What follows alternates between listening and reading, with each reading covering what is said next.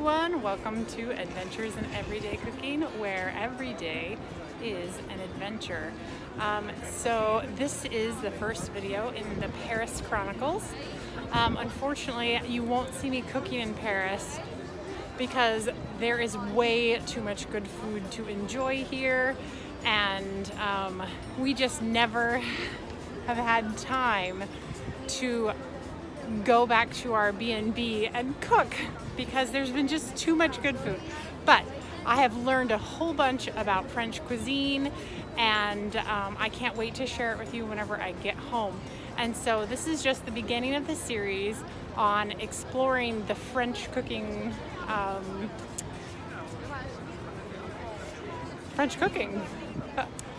I am doing a cooking class tomorrow in Montmartre, and I'm hoping to get some video of that, but we shall see. In the meantime, I hope you guys are having some great adventures in your kitchen. I can't wait to get back to mine and show you what I've learned. All right, you guys, we'll see ya. Hey, you guys, I've been home for 1 week, but I have been down with a cold, so I have not wanted to make a video. But finally, I'm here, and I'm ready to start the Paris Chronicles off the right way with, of course, a French baguette. So I just have to tell you, the French baguette is something to behold. 4 ingredients: salt, water, flour, and yeast. That's all you need, and you need some time. So if you want to make this recipe, make sure you have about 3 hours time, because you're going to want to rise it for an hour and a half, and then you're going to want to proof it for about an hour. So, and then your cooking time is anywhere between 20 and 30 minutes. So cut time out of your schedule to do this. You won't want to miss it because it's so easy and it is so incredibly good. The baguette, the French baguette, is a staple in the French diet. Everyone eats them every single day. You see people walking down the streets with a baguette wrapped in paper on their way to the office, or a baguette wrapped in paper on their way home to bring it to their wife or their husband or whoever else. It is the most fascinating thing because you can find the boulangeries, which is the bakeries, everywhere in Paris, in Normandy, in Caen, on Saint Michel, on Mont Saint Michel. You can find them everywhere because it is a staple. You must have your bread every single day. So without further ado, let me bring out the stuff and we'll get started. So inside your mixer, affixed with a dough hook, you're gonna put 3.5 cups of all-purpose bread flour. So I guess it wouldn't be all-purpose. This would be bread flour. And the reason you want to use bread flour, I was told, was because the protein content in bread flour is higher than the protein content in all-purpose flour. So we're gonna put in some salt, and I think it is, let's see, it is 1 3/4 teaspoons of salt. We're gonna put 2.5 teaspoons of yeast, and then we're gonna put in 1.5 cups of warm water. Now, I did check the temperature on this water before we started just to make sure that it wasn't over about 115 degrees. So then we're gonna turn on our food processor, and we're just gonna wait. You'll see the up-close camera is taking video of this, and we just want to knead it. We want the machine to knead it until it's smooth. So it is getting there. Let's check it. Let's see if it's smooth. Almost. See how there's still some rough textures? So we're gonna go ahead and get it started again. I'm actually going to add just a teeny tiny bit of extra water because I think my measuring cup was a little off. So I'm gonna add just a little bit. It's not quite the consistency that I wanted. And that was like 1 more tablespoon of water.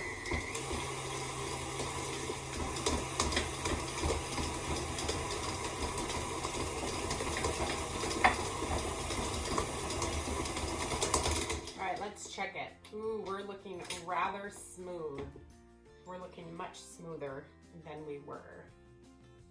So if you don't think it's smooth enough yet, you can use your hands and put it all together. But this seems, still could go for a little bit. Maybe I'm gonna put it in just for a little bit more. That smooth texture ensures that your gluten has started to form in the bread, because obviously this is not gluten-free bread. This is just a regular French baguette.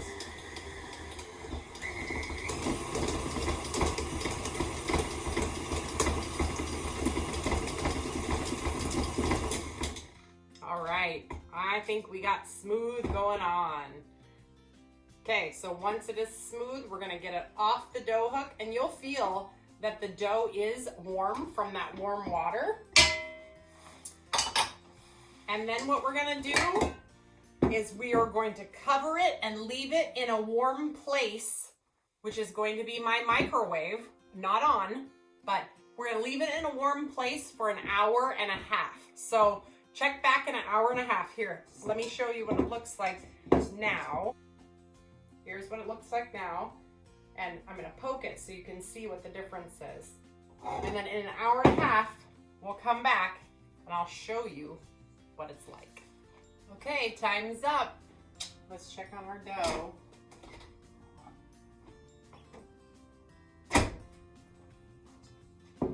Oh yeah, check this out. Look at how squishy. See the difference in this dough? Yeast is so happy in that dough. Now, a lot of people with some other, I'm gonna flour my surface here. Some people think that with bread dough, they need to knead it. With a French baguette, you actually don't need to knead it much at all. So the thing that I learned was that you basically are going to touch it very little before you shape it into its baguette shape. All right, so this recipe makes 2 medium-size baguettes or 3 personal-size baguettes. So I'm gonna go ahead and do my dough into 3. I'm gonna have just a dough cutting tool here. All right, and remember, it's important that we touch it and knead it very little. So I'll start with that one. And the first thing we're gonna do is we're going to push it together a couple times like this. See that? And then we're gonna roll, and it looks like I need a little bit more. We're gonna roll it out just a little bit. And I'm trying to make it about the same shape there. And that's it. That's all I'm gonna do. That's it. So let's do that again. So first, trying to remember. So we do this just a couple times because we don't want to push all of the air out. And then we roll. And then we put it right in. Okay, so here we go again.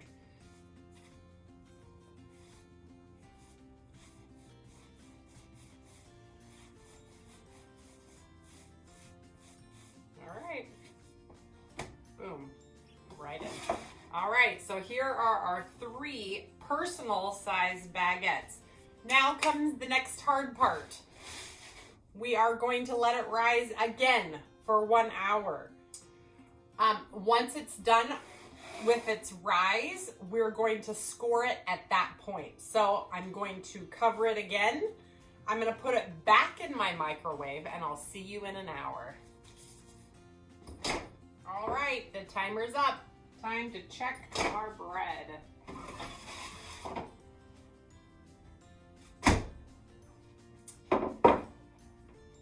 Ready? Big reveal.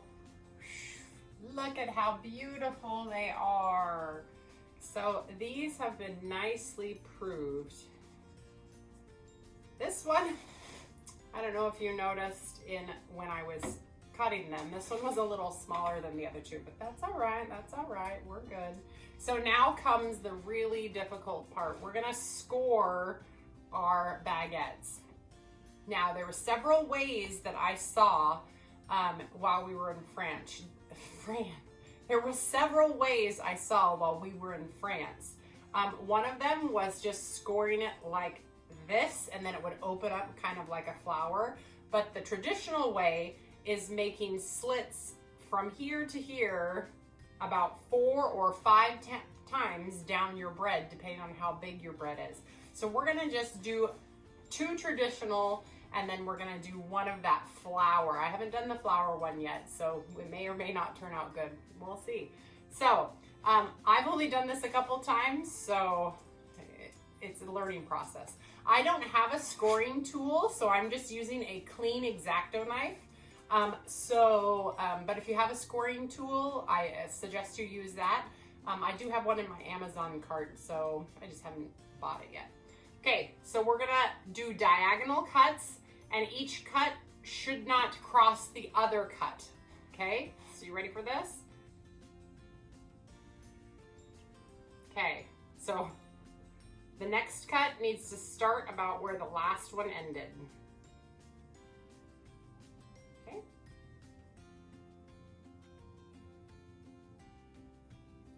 Now, if you were French and you did this every day of your life, that would have been very easy, and you would have done it very quickly. But because I'm not French and I have not done this every day of my life, I did it very slowly.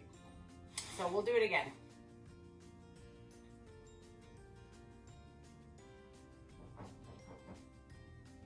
All right, let's just make sure I did not get that one. I'm worried when I push, I get worried that I'm pushing too hard. Okay, now I'm gonna try that flower way. Maybe, we'll see. So basically I'm going to just start the score here.